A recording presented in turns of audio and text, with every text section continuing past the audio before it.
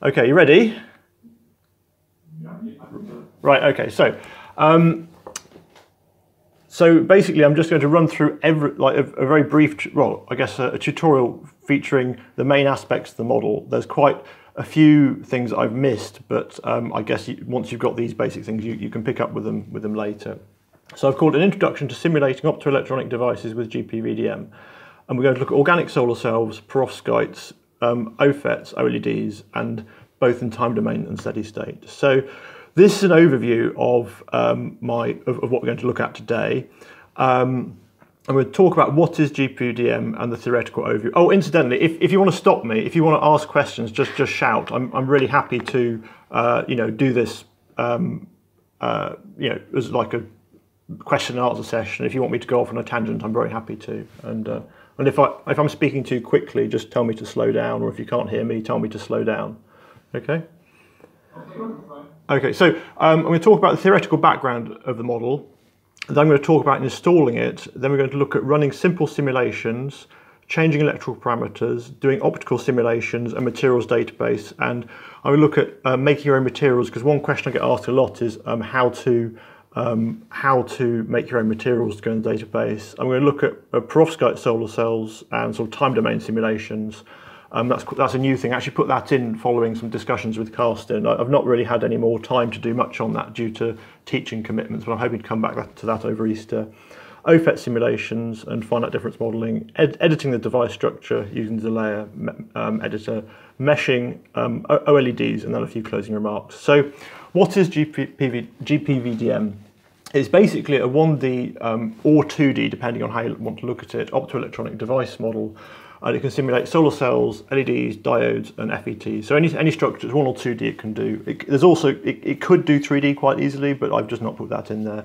In principle, it solves the drift-diffusion equations using the finite difference method. It solves the optical equations, so sort of propagation of light within the device using either ray tracing, if you want to use ray tracing, or it can use something that's it's sort of like the transfer matrix method, but I've done it so it's a bit faster. It's sort of the same maths, but I've just sort of done it in a quicker way. It's basically cross-platform, open source. You can download it off GitHub. Compile it for whatever platform you want. So very quick theoretical overview. I'm not going to go into all the details at all, but these are effectively the drift-diffusion equations. So we've got Gauss's law, electron-hole driving equations, so electrons flow as a function of both, I guess, potential and gradient, and the same with holes. Then we've got the hole electron continuity. It's got recombination, trapping, and sort of terms in there effectively. And with respect to this, the model is very similar to many other device models, so it's bog standard in that regards. What is special? So where most other models then go is when they include the Shockley-Reed-Hall recombination and trapping equations. They effectively do the derivation for the equations of Shockley-Reed-Hall. So they assume a trap state, and they assume carriers trapping into them, carriers detrapping from them, and then once the carriers are in these trap states, they can recombine with, say, if a hole goes into that trap state, it'll recombine with an electron. And then you solve these in this sort of steady state way, and you come up with this equation in effect. But the issue is that when traps dominate your device, like in these third gen materials, that sort of trapping becomes very, very important, and the charge in the trap states becomes very important. So you don't sort of want to just have it as a single equation. You really want to actually have the trap charge in a state so it can affect the electric field. And also, the key thing about this equation is it's steady state, it's not time domain. So it can't sort of do dynamic trapping and detrapping into the trap state. So this really isn't suitable if you want to do time domain simulations and have a high density of basically trap states. So the approach I took with gpvdm is, instead of sort of arriving at this equation analytically, I sort of stopped before you derive that equation, and I said, okay, let's have a rate equation in each. So on the right, this picture here, we've got the green is the conduction band, basically. The purple are the holes, and then the blue is the exponential tail of trapped states, so trapped holes, and the red is the exponential tail of electron states. And I said for each one of these states, basically, we write a capture and escape equation. So we have electrons coming into it, holes, electrons escaping, and then recombination happens through holes getting trapped into it or holes escaping. And so we basically are solving one of these equations explicitly for each energy step. So each one of those bars we solve an equation, a capture-escape equation for. And what this enables us to do is basically do Shotcrete-Reed Hall, but out of equilibrium. So sort of, you know, we can drive the model way out of equilibrium and it all still holds. And we can look at sort of things like, you know, modelling detrapping of carriers over time when you need, for example, to model a TOF transit and things like that. Other models don't do that, so that's the key thing about this. And what this enables us to do is effectively resolve in position and energy space exactly where the electrons and holes are at any place in the device. So this is key. You know, any time or voltage, we know exactly where any electron or hole is in the device. Was that all that clear? Do you want me to go over any of that again? Or are you happy? I'm sorry, could you repeat? Are you happy with that, or do you want me to repeat anything again? You'll be happy with that. Okay, good. Okay, can you hear me? Okay. Perfect. Okay, so now I'm going to talk about installing gpvdm. Basically, I think you've all done. Have you all got Windows machines there, or have you got? Everybody should already have it. Okay, so I'd say generally pop it on a Windows machine because that's I released that and it's always very up to date. If you want to be brave and use it on Linux, there's instructions how to basically download it from GitHub and compile it on that link there. But I recommend just using the Windows version because it's easiest basically. So if you've got the interface, if you've got a 3D interface on the left, then it means your graphics card's working. If it looks like it's on the right, it means your graphics card is not working. You've not got the drivers installed. So it sort of works the same, but you'll miss a few features if you're running it in the sort of the broken mode.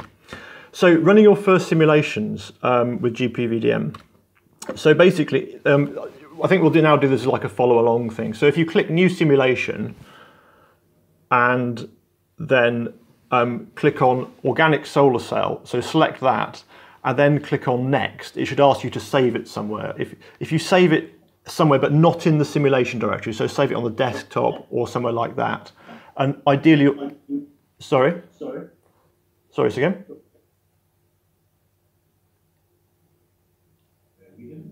Oh, that could have been feedback, sorry. It could have been me. And then if you click next and save it anywhere, don't save it on like a network drive or something because it's just too slow.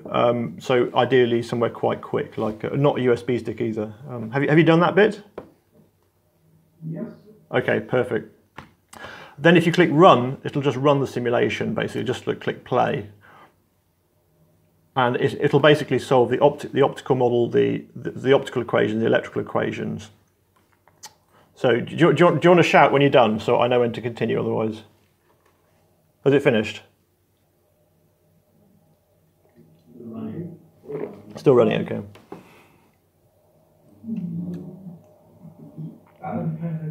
Finished?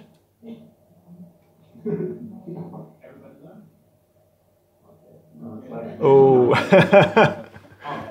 Now, okay. The bottleneck really is disk. So if you can turn off some of the dumping to files, and then it'll be a lot faster. But for the default, I turn them all on. So if you got a nice SSD, it'll be super quick. And if you got like a magnetic disk, it's going to be a bit slower.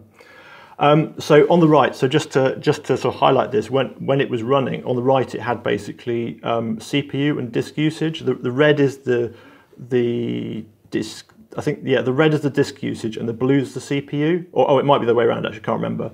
But that sort of doesn't indicate. Sorry, did you say something? Or was that me? Oh, okay. I think there's some feedback. I might wonder if I use headphones, actually. Hang on. One sec. Oh, never mind. Okay. So just keep an eye on what the disk is doing, and if it's a bit slow, it's probably the disk. So if you now go to output and double click on jv.dat, it should pop up a JV curve for the organic solar cell.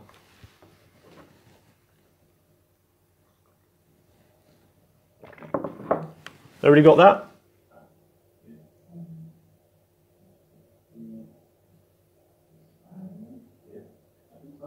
Okay, so that's just your standard JV curve for an organic solar cell. That's actually the one from Advanced Materials paper I did on a P3HT solar cell. So that's actually quite, you know, that's quite a calibrated curve. And then if you look at the if you double click on, there's something called snapshots. If you double click on the snapshots thing, what it does is after it's done a simulation step, so if it does like one at 0 volts, 0.1, 0.2, 0.3, 0.4, it saves everything, all the outputs into this snapshots folder, and that's actually just a physical folder on your disk.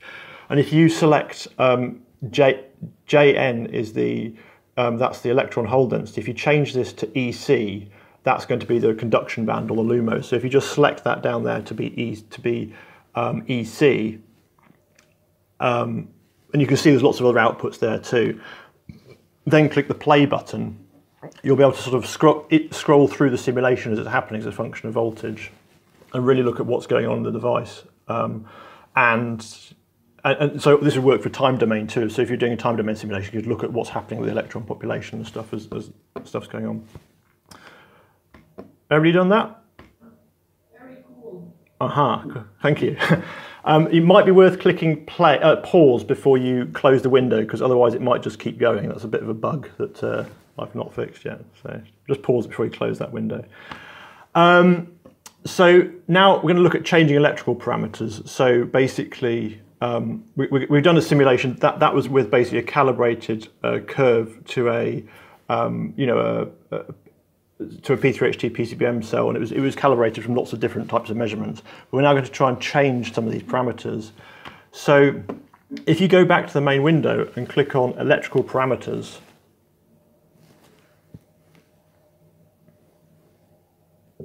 and what this should bring up is this window here.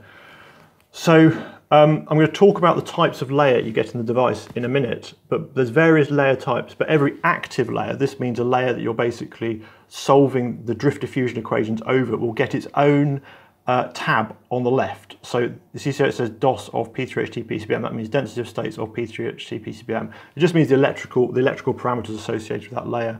And if you had another layer for a bilayer, you get another tab there that you click on. There's a luminescence tab that we'll come back to a minute, but at the moment we'll just look at this electrical parameter tab.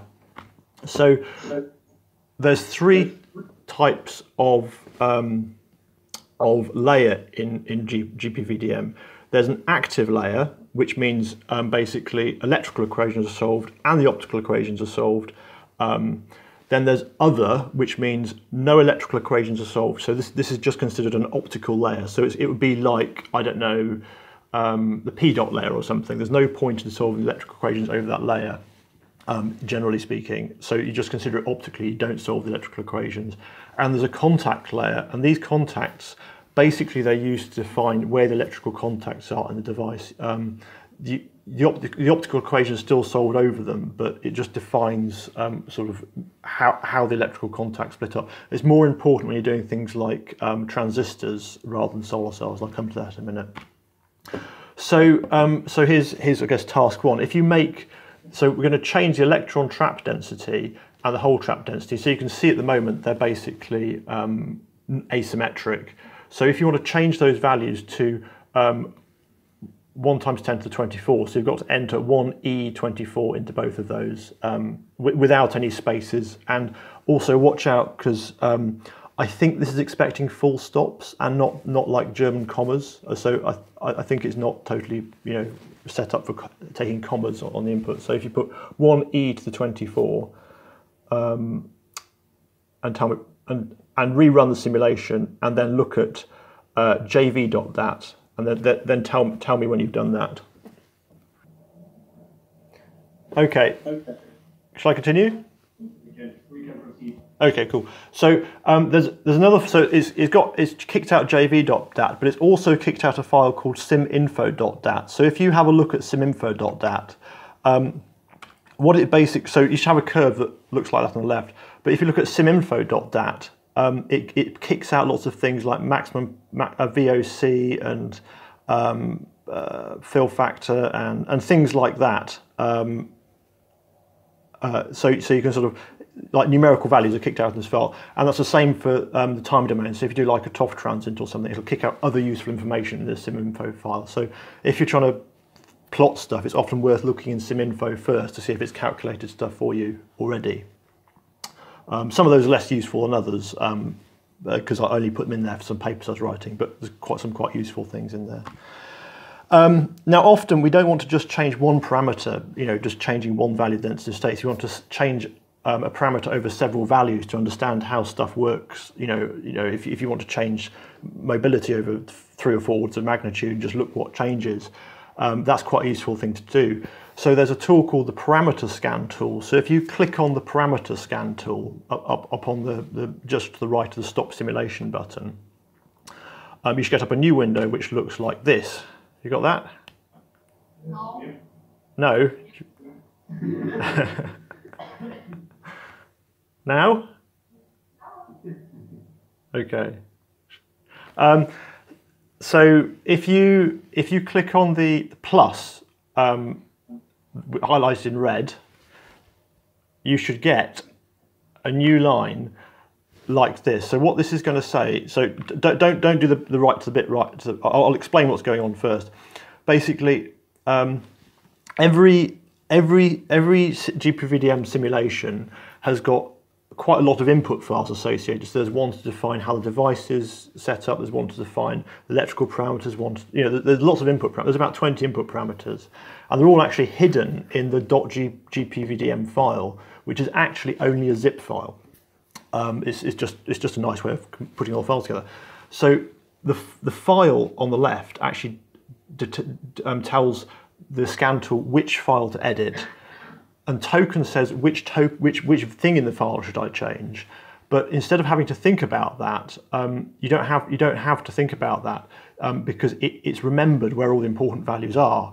So firstly you must select the entire line. So make sure the entire line's gone blue to start with. Have you done that? So just click on the line, it should all just go blue. Have you done that? Yeah. Then click on the thing with the 3 dots in red. And you should get this window up to the right. Yeah? And then if you expand where it says epitax, that means like layer structure, and then P3HT PCBM, and then expand down to density of states. And then this here that's sprung out there, that's a list of every electrical parameter you can change in that electrically active layer. And if you select whole trap density and click OK, there's an error. you all get an error. What does the error say? Nope. Yeah, so if it says you've not selected a line, just go back and make sure that line's selected before you click on the 3 dots. My fault. That's fine. No. I should fix that. I just haven't got around to it. Okay, so now you should have this line here, and it basically says DOS0 is basically the file where the electrical parameters are stored. You don't need to worry about that. N trap H is the density of electron trap states, but that's basically been it's figured out that you're editing something in the P3HT PCBM layer, density of states, and the whole trap density. So it's filled in those parameters for you. Then if you enter it where it says values 1e to 24, 1e to 25, 1e to 26, those are the values it's going to change that parameter over. So and put spaces between it. So do that.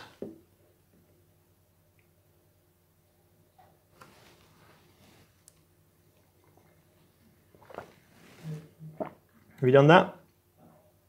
Okay. Now, what we want to do is we want to simulate a symmetric device, and we don't want to just change one parameter. We want to change 2 parameters at the same time. So what we do is we click on the plus button again, and you should get a new line appear in your table. Yeah? And then select that line again, so the line you want to, the new line, just make sure it's blue, and click on the 3 dots, and you should get that menu up again. You got the menu up again? Okay, then basically repeat the same procedure of going epitaxy, P3HT, DOS, but instead of this time having hole trap density, select electron trap density. Okay. And it should then look like this. Okay, then, this is the magic bit, click on the drop-down menu on the bit where the arrow is, where it says P3HT PCM DOS hole trap density. Click on that drop-down menu and select hole trap density. Can you do that? Have you done that? Okay, so what this is doing basically is that we've told it to scan the hole trap density with values of 1 to 24, 1 to 25, 1 to 26, and we've told the electron trap density to mirror, means like follow whatever the hole trap density is doing. So we now simulate a symmetric device. So so if you click on run scan, which is the arrow on the top left,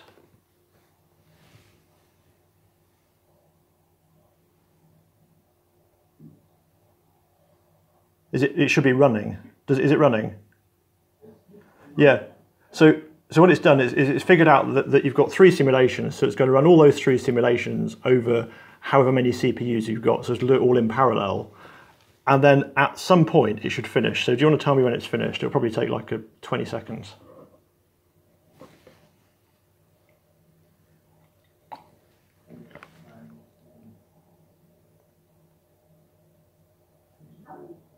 Done?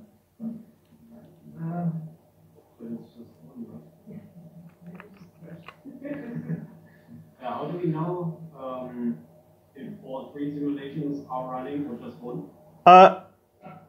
Well, if you go to the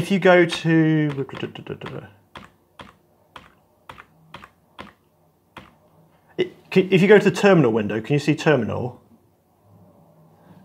Can you see you've got I had 4 CPUs on my machine, so I had 0, 1, 2, 3, and 3. If you click on the output of 0, you see the output from CPU 0, and if you click on CPU 1, it'll show the output from CPU 1. Do you see? Yeah. And you can also look at what on the right hand side. You can also look at the percentage of like how much CPU you're using. Like you're using like 25%, 50%, or 75%.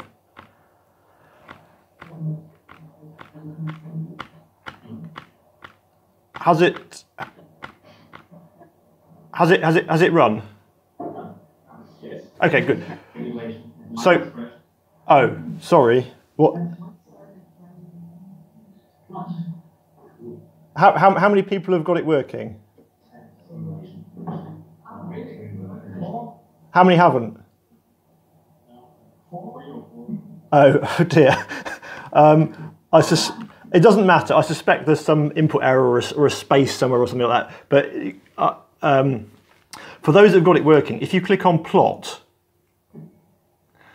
and then if you select scan 1 to the 24, and jv.dat, what that'll do is that's looking in scan 1, then it's looking in 1, you've got these various parameters you've changed, which is this 1 to the 24. And then JV is the result. But what it'll do, because it's a scan, it'll search the whole directory tree for jv.dat and it'll plot them all in your graph. Like, it should look like that. Where should scan 1 be? Sorry? Should it just be, so you click top 5 and then it should show up the scan? If you click on plot, what do you get when you click on plot? I think the same data last time, but I don't see any scan. Oh, do you get 3 directories? Yeah. Oh yeah, so sorry, so the scan shouldn't be there. There we go. So you just click on like 1 to 24 jv.dat. Anybody managed to do that? Yes. Okay, and can you see the 3 curves being plotted? Yes. Yeah, so that's what it's done. It's basically just look through a directory tree, and you can add, if you click on you can add extra, so that was scan 1, you can have like various scan names, so you can have like various parameters and they can all coexist. So that's what the scan 1 was. Okay, so that was just an example of using this scan tool. It'll accept stuff like, actually accept stuff like Python scripts in there if you want to write it, so it'll do quite complex stuff, but that was just an example. So I'll just go back before I move on to the electrical parameters tab. So there's this tab called luminescence. So if you clicked on electrical parameters, then got this window up. If you, rather than clicking on electrical parameters, if you clicked on luminescence, it will show you this luminescence tab. And basically, you can assign, it's got various recombination rates, various processes. So it's got like free to free recombination, free to N free to N trap to P free, P trap to N free, and P free to P trap. So all these processes that it's modeling, you can assign a probability of generating a photon from that recombination process. So what this means is by doing this, by assigning a value that's bigger than 1, you can basically say, you can calculate as a function of wavelength where you think the emission from that material is going to be from these various processes. So you can actually calculate PL, EL spectra from this. But I'm not going to go into that. I just wanted to mention that's a feature there. So optical simulations of the material database. So we're going to move on to a separate topic basically now. So as I mentioned, basically the bottleneck in the simulation is dumping files to disk, and the bigger the file, the longer it takes to run the simulation. So when I do optical simulations, I generally speaking don't dump much material to disk. I just dump the very minimum I need to carry it over to electrical simulation. So if you want to sort of dig into the optical simulation a bit more, there's a tool to do that, and you can access it by clicking on optical simulation, and it should, so simulations and optical simulation, and it should bring up this window here, and if you click run optical simulation, it should churn away, or in fact do that, click run optical simulation, and tell me when you're done.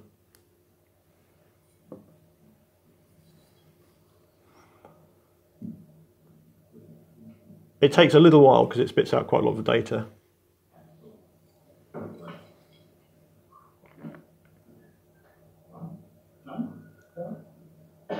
Okay. So basically, what you're looking at in this window is basically the total photon density. So this is over all wavelengths. So that you put the sun spectra in, and it's calculating where the photons are in the device, basically as a function of position. You can using the wavelengths menu here, you can basically look at any wavelength you want that you choose to simulate. So you can just look at say 476 or 484 or whatever. So just have a play with that and just click on a few just to show it, prove to yourself it works. Okay. So moving on, basically. You can then look at the photon distribution in the device. So position in the device is at the bottom and wavelengths along the left-hand side. 0 is always the start of the electrically active layer. So 0 is like everything to the right is sort of electrical layer up to, I don't know, say 100 nanometers, and then there's more optical layer. And the reason I do this is so the optical and the electrical finite difference mesh basically sit on top of each other. So it's just 0 is the start of the optical layer or of the electrical layer always. You can look at reflection, so it will calculate the reflection from it too. And you can change the solar spectrum. So try changing it from the sun to say a xenon lamp, and then rerun the simulation and just look at how the photon distribution changes. I think the effect's most profound if you look at this, that 3D picture in the background that's there.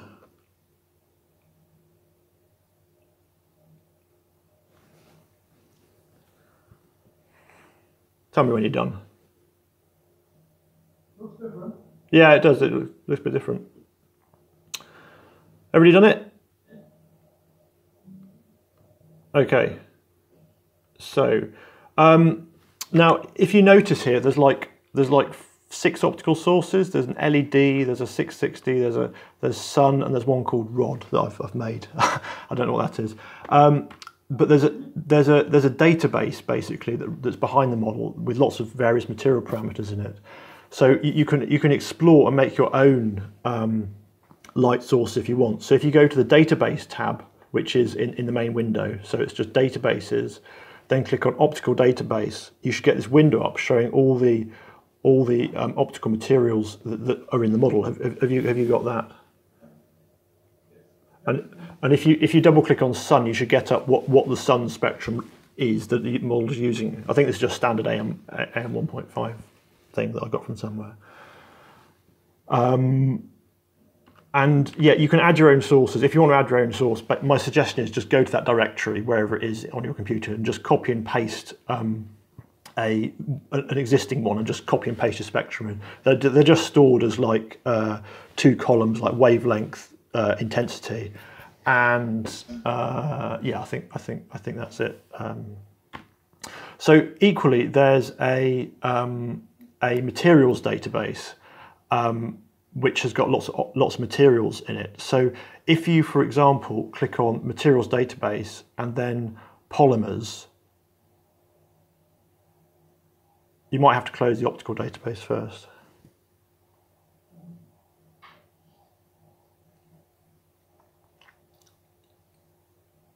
You can basically get up all the materials it's got as polymers in its database.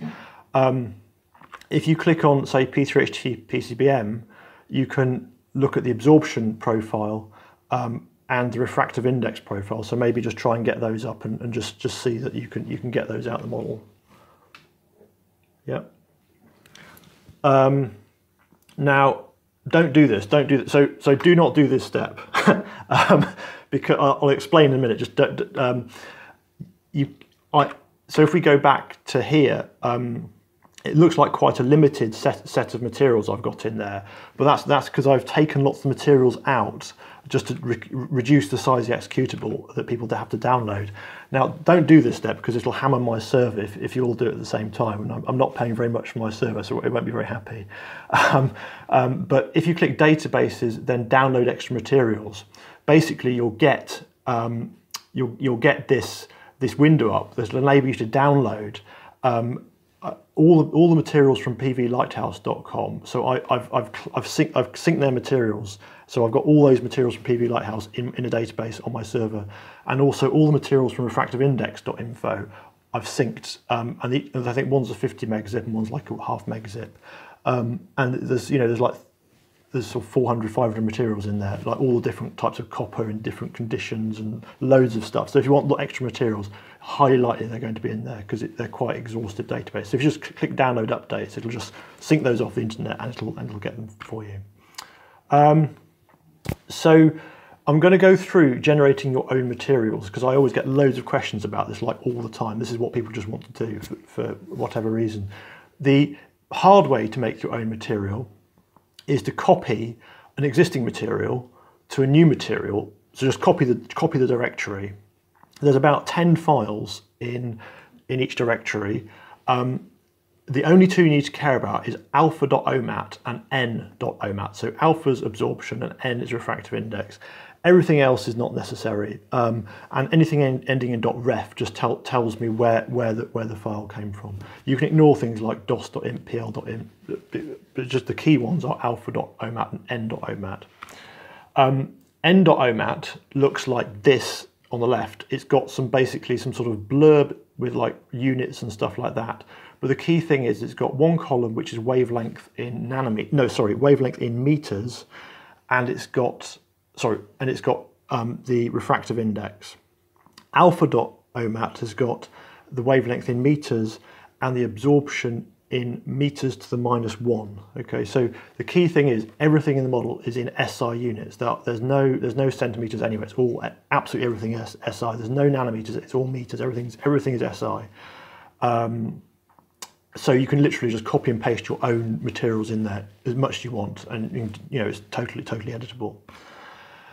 The easy way to add a material, or the lazy way, I think I've actually provided this as an example. Okay, so if you open up the material database window again, so if you click on basically, if you click Material Database and then open the Polymers window, tell me when you've done that.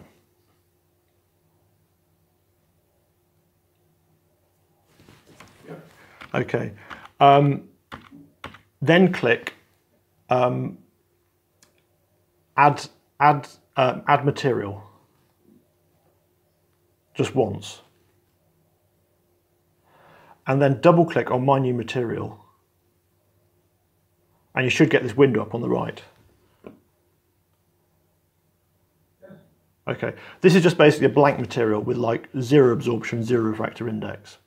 Now what we need to do is import some data into that. So I have put on my website a zip file called, so if you go to gpvdm.com/demo/materials.zip, it's a zip file, download it and unzip it, and in there should be these 2 files. So you need to unzip it. You can't just leave it as an archive on your desktop. You actually need to physically take the files out of it, otherwise it won't work. Yeah. Okay, so you want to extract those. Have you got them somewhere that you can access them? Like on your desktop or something like that?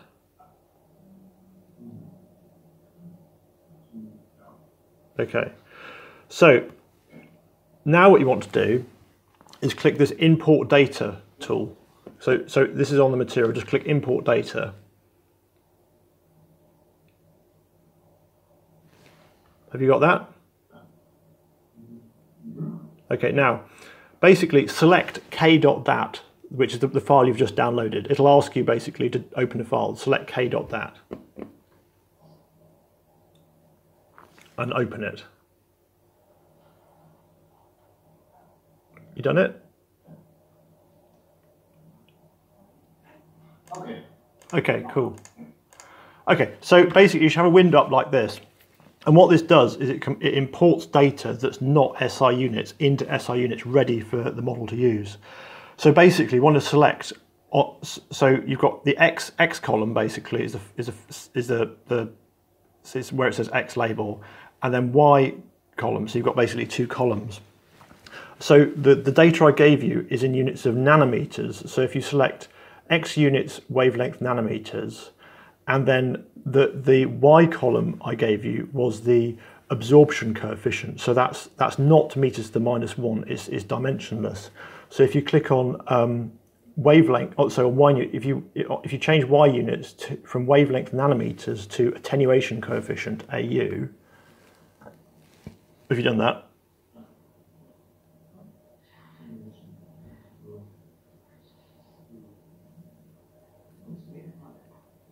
Yeah, you done that? What, now, if you scroll down, where it says that big white box on the left where it says the imported data, if you scroll down there and have a look at the data, and then on the right-hand box, just scroll down there and have a look at the data, you'll see the one on the left is actually nanometers attenuation coefficient, and on the right should be meters and then absorption meters to the -1. So it should have converted it for you if I gave you the file in the right units. Does that make sense?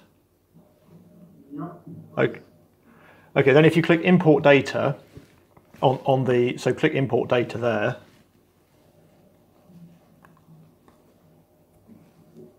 It will it'll import the data into the model, and the graph should change.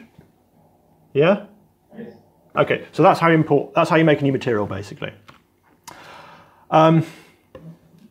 So what do you think? I mean, I can do like 10, 15 minutes more and have a break, or should we just decide? How are you doing? Are you still okay? Is basically what I'm asking.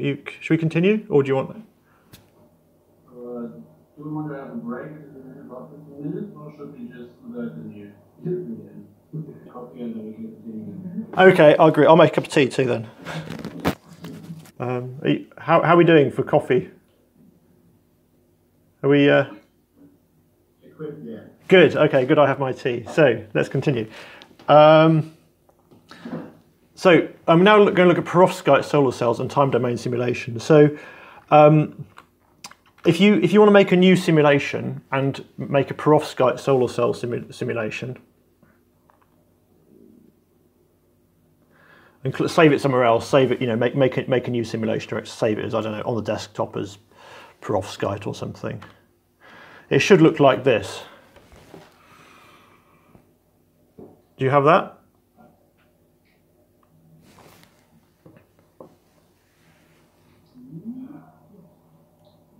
Yeah. Yes. Okay. So I thought rather than doing stuff like TOF and CLIV and things like that, we'd look at perovskite solar cells, because they're sort of JV curves on perovskites, so sort of time domain simulations, because you know you've got hysteresis. So in the middle, if you go to the simulation tab, I don't know if I've got this. Yeah, if you go to the simulation tab and look at simulation mode, you can see there's a whole load of simulation modes that it can run in. So it's got, you know, it's got like impedance and JV perovskite. JV is a steady state JV simulation. That's what we were using before. It assumes everything is at steady state. JV perovskite is actually a time domain simulation, and we'll make sure this simulation mode is set to JV perovskite. Have you all done that? Yeah. Okay, cool. Now, you can have doping in the model, so you can have like ions. So you can have doping which is like non-mobile, and you can have doping that's mobile.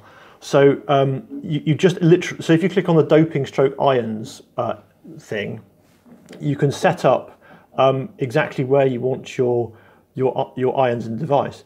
Now notice this device has got 3 electrically active layers. It's got a P dot layer, which is all we're solving the electrical equations over. It's got a perovskite layer, and the ZNO layers also, I'm saying, we're solving the drift-diffusion equations over all those layers. So if you wanted to set the doping, you could set the doping by playing with those values. Here we've set mobile ions, so we've got mobile ions just in the perovskite layer, so we've got like a bump of mobile ions there. So if you click the run simulation button, just like you did before, it'll probably go for a little while, because it's doing not just one JV curve, but it's doing the whole hysteresis thing. So click run simulation from the home tab. And what it's sorry? Or was that me again? Yeah, I've got a bit of feedback. So what it's doing is it's solving the, whilst it's running, I'll tell you what it's doing. It's solving like, it's run the initial conditions, it's sort of got the initial state, and then it will increment the voltage a bit. Then it'll solve, it'll do one time step. It will solve the perovskite ion equations, then the drift-diffusion equations again, then the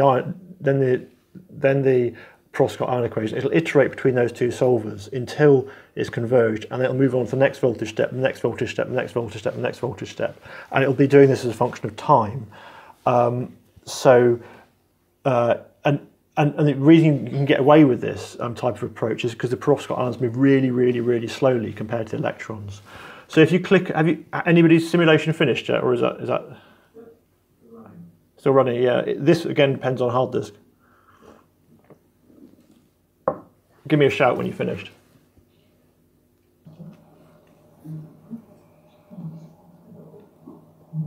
Oh yeah, the finish time is always a bit of an estimation. It sort of iteratively updates. So I don't know.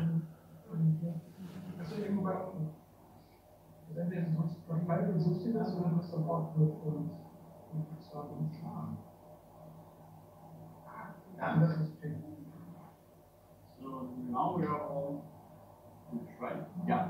Okay, perfect. So if you open the file jv.dat this time,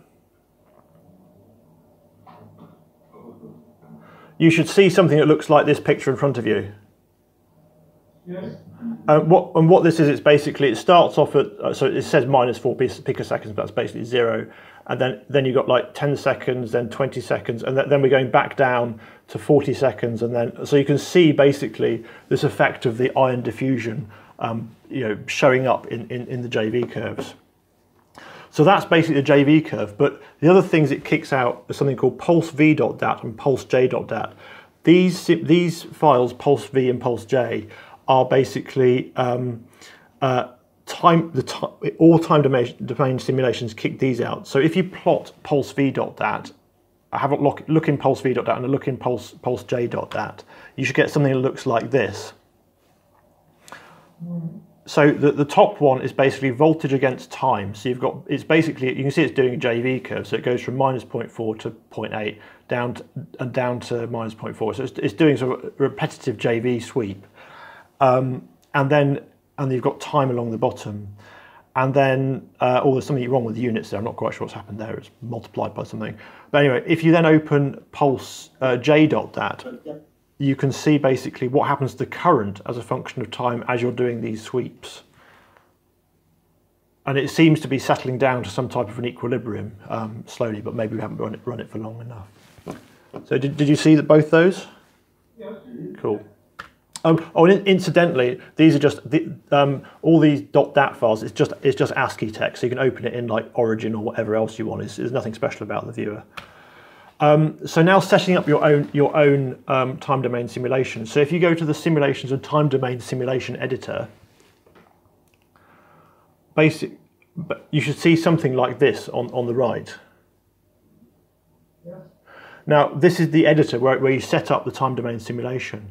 You can actually make new types of simulation, but don't do this, but you can just click make new types of simulation by going new experiment. Then you just define what the voltage is doing. And you can define a C-live transient, and it's got the length of the length of simulation, the simulation step, start voltage, stop voltage, and it's just the sun intensity. So you can make up whatever experiment you want in there. Change the voltage pulse or whatever you want. You can put a laser in there too. There's an option to add a laser. I'm not sure I want you to do this. Actually, no, I'm just going to say you can edit it. We're not going to edit it now.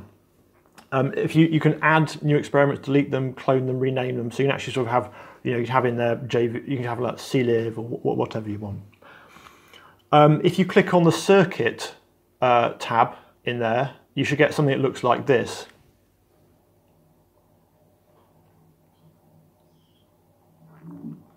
So if you click circuit there, you should get this. And then if you look on the drop-down menu, it says load. Can you see it says load? Yes. Just play with those options there and watch the circuit diagram change. And so what it's basically doing is it's also solving electrical equations with the drift-diffusion equations. So it's solving equations for capacitance, which is the physical capacitance of the plates of the cell, some shunt resistance in there, some series resistance, and you can have either an external voltage source or you can have a load, which could, for example, be an oscilloscope with a 50 ohm impedance on it, or a 1 mega ohm impedance, something like that. Or you can simulate an open circuit, or you can get rid of all these components and just sort of like force it to a set voltage or something like that. So you can sort of change the external circuit to some extent, so you can simulate these various modes of simulation. So are any questions about that, or should we continue? All happy? Okay. So now we're going to look at some OFET simulations. So this is sort of exploring some more features of it. So if you, again, make a new simulation, and this time we're going to select OFET and then click next, and again save it somewhere, anywhere. And this is going to use a 2D solver rather than the 1D solver. It'll all do it automatically, but it's just going to pick out a 2D solver.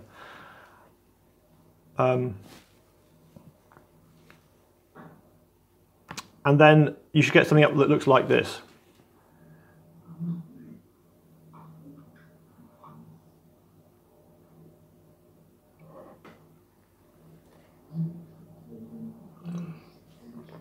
Yeah?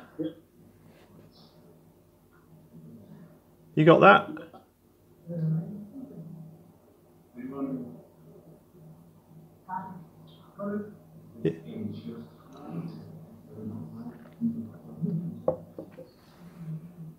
Everybody got it? Cool. Okay, so what you can notice about this is it's a 2D structure. It's got, an OFET is, the solar cell's 1D in principle, but an OFET is 2D. And what we can see is we've got top contacts and we've got a bit of a bottom contact. if you click Layer Editor, okay, and then if you select P3HT PCBM, the layer that's P3HT PCBM, and then click the plus button. Have you done that? Does it look like this? Does it say C60 1 to the -7 small molecule C60 active? Does it work, or shall I try it on mine?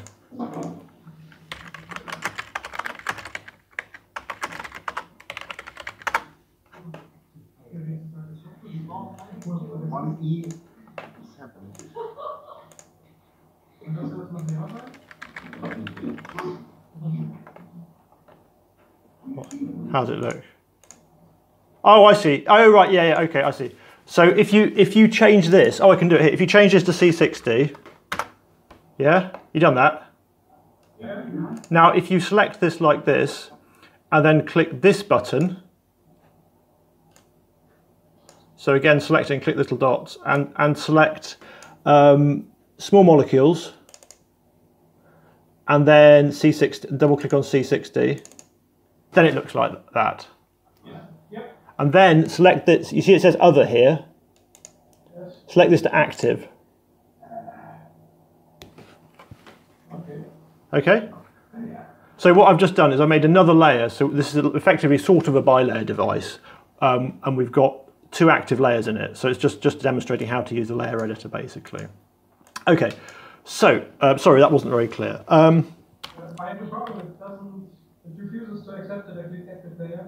Oh, you haven't selected the make sure it's blue. Does that work? Does one work? So if you do it like this, you need to make sure it's selected like that before you click the dots.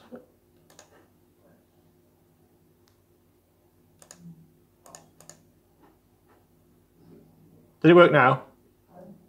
No.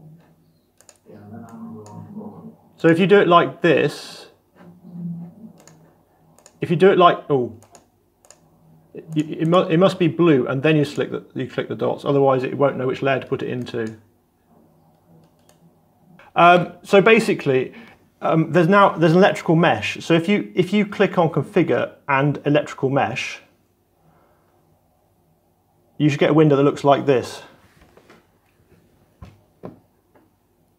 Yeah. And just so you've got an X mesh, which is like the mesh across the device, and you've got a Y mesh, which is the vertical mesh. That's like the through the layers. So if you just make sure, what's the thickness value that you've got there?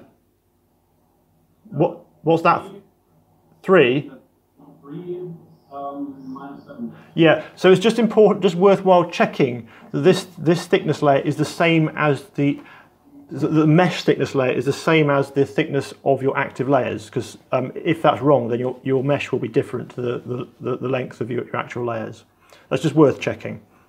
And that, by the way, is a mesh editor, so you can change how many mesh points you have, and you can do like non-linear meshing and stuff like that if you want to, which can be important if you're like trying to count exact charge density of the contacts, because you might want a closely meshed near the contacts and less well meshed in the middle, if you want to actually count up the charge density. So now let's look at the contacts. So if you close it and click on the contacts editor,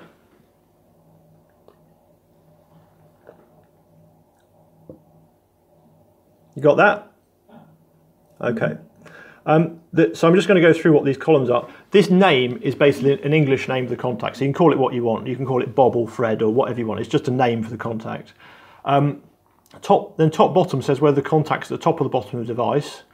And an active contact, so the next one, the active contact, that's the contact we're applying our voltage to. So if you're doing a JV curve, the JV curve will be applied to the active contact. If you're doing impedance spectroscopy, that sine wave will be applied to that contact. It's the contact to which the changing voltage is being applied. So we've got the bottom is active and the other 2 ones are not active. Then we've got the start of the contact in the X position. So in this case, this is the top left contact, so that starts at 0. Then we've got its width is 0.01 meters. And then if we look at this other so the next line down, it starts at 0.02 and its width is 0.01 meters. And the voltage is the voltage we're going to apply to the contact. So for the active contact, that voltage will be set by the JV curve. But in this case, we're applying -1 volts to the top left contact and 0 volts to the top right contact. Now, if you got a you can run. So now click Run Simulation and see what it does. It may be slow if you've got a slow computer. The initial step it can sometimes stop on the initial step for quite a while because it takes some time to find the equilibrium conditions in a 2D solver.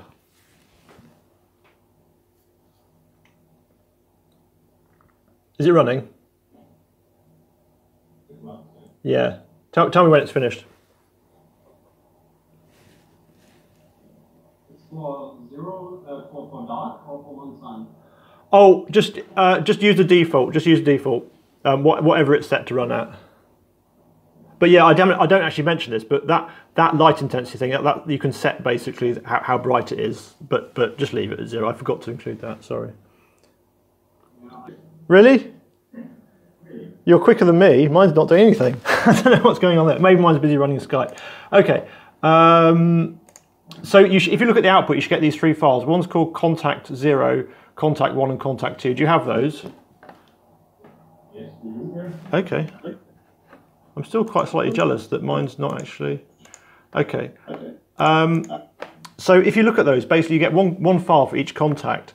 So if you look at what we're doing is we're basically injecting charge into the into one contact, then pulling it out the other contact, and we're applying our JV curve to the bottom contact. So it's effectively a transistor. We're varying the gate of a transistor, and you can see effectively we've got amplification. So if you look at the current flowing into the top and out of the top left and right contact, it goes like 0.01, and then up to 0.03. And if you look at the current flowing into the bottom contact, it's sort of 0.001. So it's sort of an order of magnitude. The current going between the gate and the sort of the top contacts is an order of magnitude greater than the current being applied to the bottom contact. And effectively, it's the voltage applied to the bottom contact is effectively acting as a gate and inducing this current to flow between the top and the bottom. So that's sort of that sort of a simulation of a 2D device. Okay, so did you get graphs that look a bit like that? Okay, cool. So if you look at the snapshots, now if you go to output and look at the snapshots, you still get the same snapshot window, but now it's 2D obviously. So if you select phi.dat and click play, you can look at the 2D distribution of potential as we're basically changing the gate voltage on this OFET. Okay, so in principle, basically, you can look at whether its conduction band's changed, or or what's changed as a function of time. So now, what I'm actually going to say is, I think I've got a feeling adding that C60 layer was a bad plan. If you make a new simulation. So if you go new simulation and then make a fresh OFET device and just save it somewhere else, like test 2, because I think that C60 layer may have been disrupting things. It's certainly not making it work for me.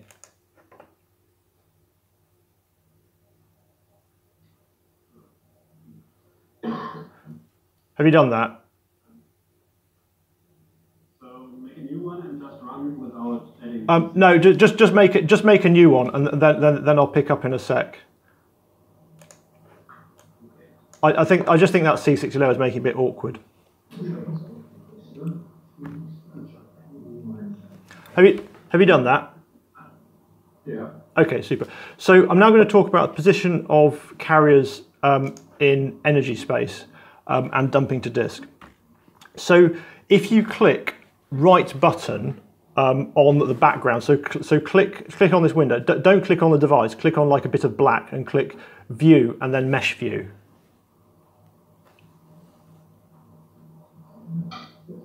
Okay. It should look like this. Okay. Now this is basically a picture of the finite difference mesh that it's using for the device. And if you click, and by default, it dumps loads of data about what's going on in the device. So it clicks lots of 2D profiles and stuff like that, which is a real pain.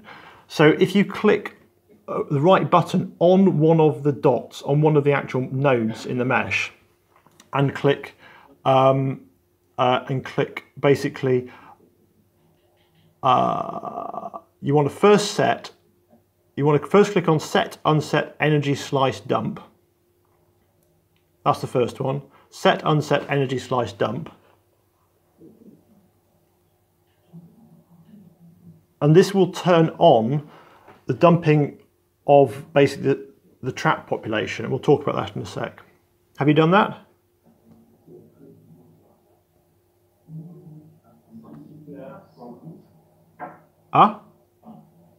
So we've clicked on Set Unset Energy Slice Dump, and then click Set Unset Verbose Electrical Solver Dumping. This will turn off the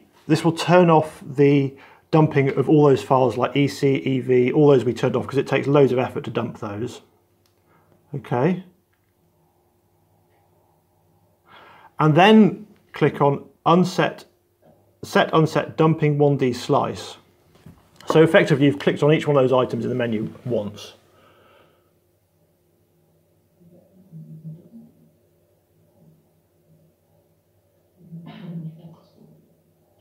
Okay. You done that? You done that? Okay. The dot that was clicked first is now green. Yes, exactly. So it should look like this, yeah? So what we've done is we should have the green dot is where we're going to do a dump of what the profile of the charge carriers in the trap state. So we're doing a straight through dump of just like straight down the HOMO, straight down the LUMO. So that's going to be saved to disk. And then do you have this blue line of dots? Okay, so I think that makes sense. So basically you've got this 1D slice or you've got this dot.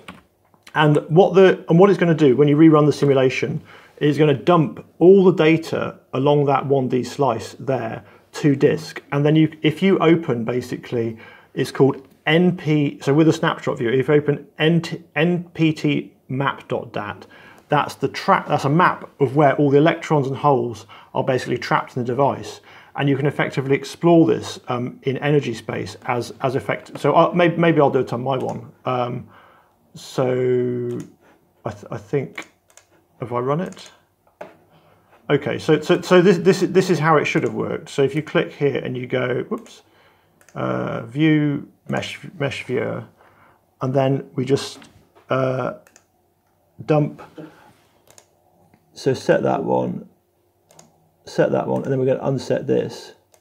So now we're dumping along here, and we're dumping here, this point here. We're going to run it.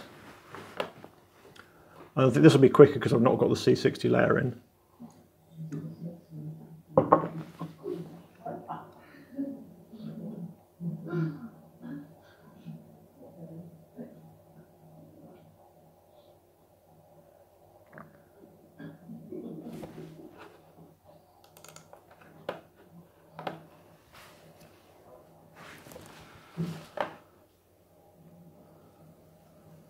So if you now look at the snapshots again, what you should have had.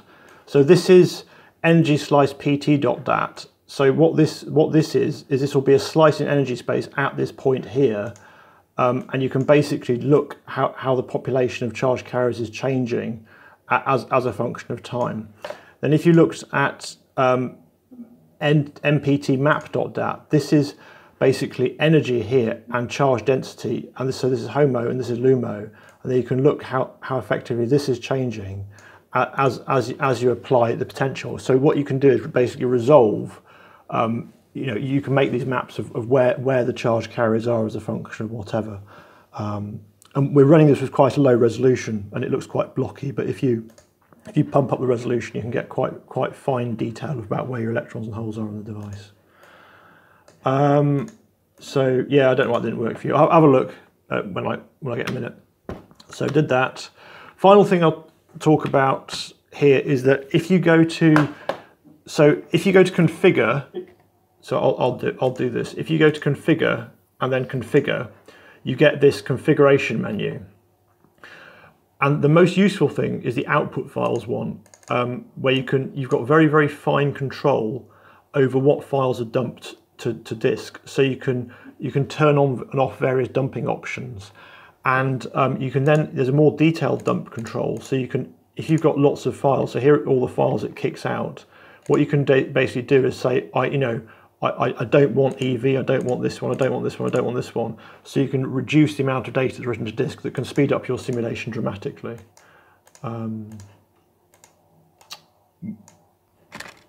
So simulation of OLEDs.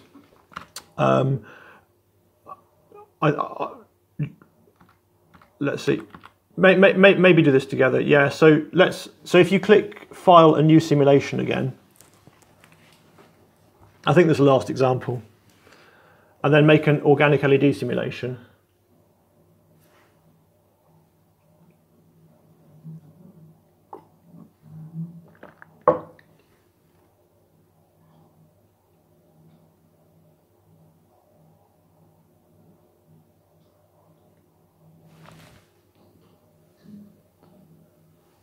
You got that? Okay, and you should have a device that looks a bit like this. Yeah? Yeah. Okay, so if you then run this, if you run the simulation,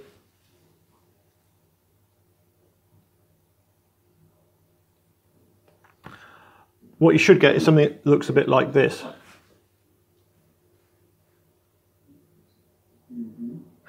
So what this is doing is it's assuming basically light's being generated in the center of the active layer, and then it's it's propagating it out in a sphere, but then it's doing ray tracing every time it hits a layer. So you can see here that the light's bouncing around inside one of these layers, and and it'll do it for so many bounces. So if you click on show on the black somewhere and click show, and then just click off device, you can hide the device. I'll do it too.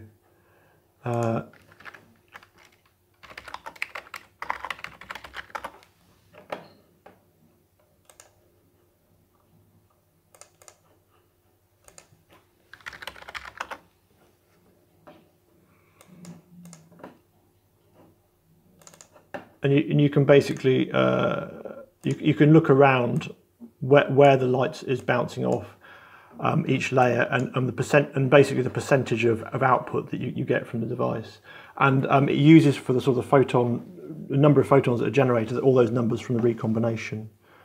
I think this is coming to the end actually. Yeah, and there's no point in plotting them, but you can also, there's these files that are called LJ and LV, which are light intensity as a function of current and light intensity as a function of voltage.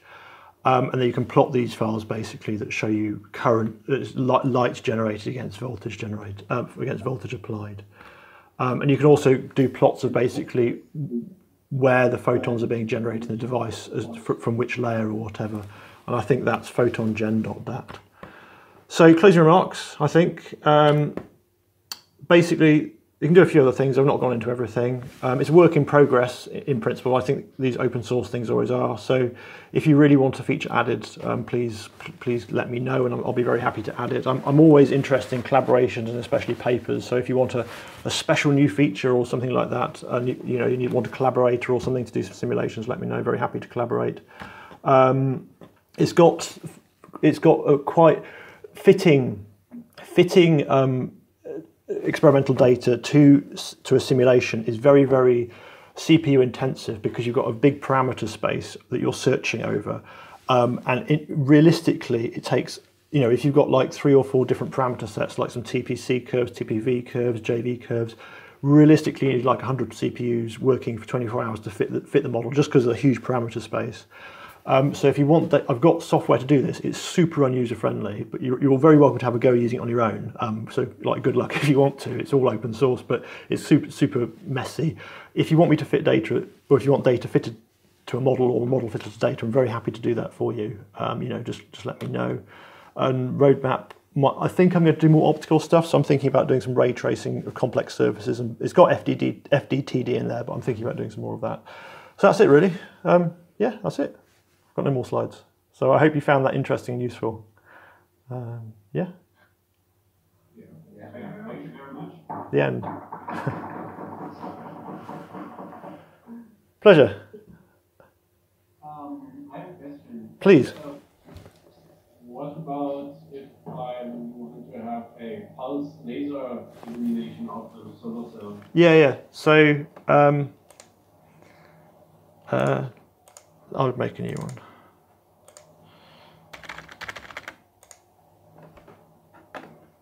So I didn't do that. I just thought it was a bit messy. But so if you just go to time domain simulation editor,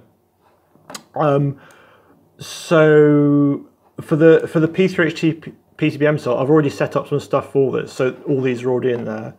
So if you go for photo CLIV, there's this laser pulse here, and you can edit the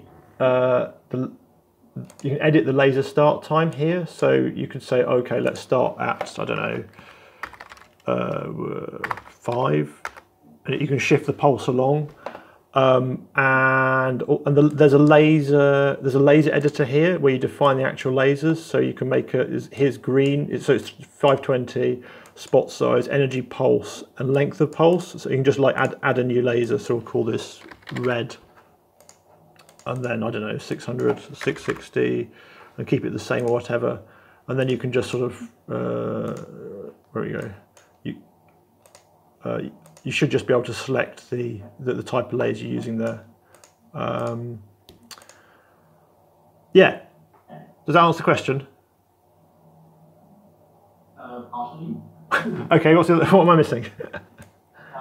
When I click on laser, the window is not basically changing. The window's what? Sorry. The window is not changing. Okay, yours is also not changing. What do you want? Which bit are you clicking on here? Where are you clicking? This one.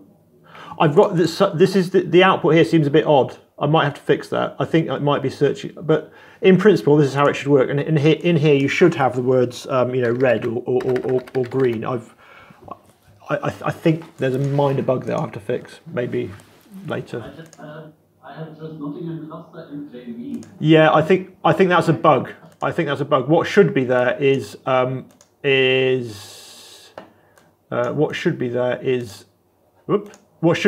green or red. I'll fix that. Okay, and then it'll just work.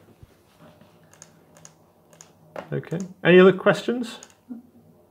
Yes. In the simulations, you have the simulation mode, and you can select a lot of different simulations. Yes. Is it an easy way to know which of the buttons on the left corresponds to which mode? Which buttons on the what? Sorry. So like CLIV is a time domain simulation editor, and JV is not. It's a steady state. Oh, how do I know? Yeah. Well, if you click on the time domain simulation editor, here it's got CLIV, photo CLIV, TPC, TPV, and these names are just imported into this list here. So I guess if you've set up these simulations, you'd probably recognise which are time domain, which is steady state.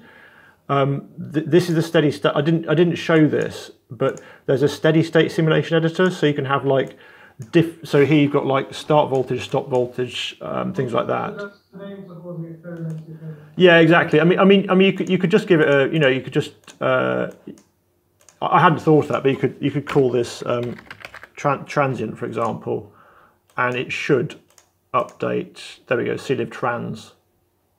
So you could just note it like that if you wanted to. Does that answer the question? Yes, thank you very much. That's right. Anything else?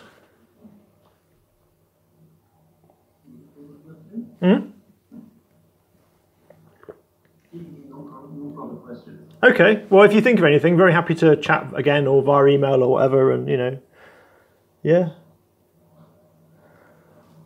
Okay, so I guess we call it a day then. Just one minor thing. Your mouse is not showing up on our screen.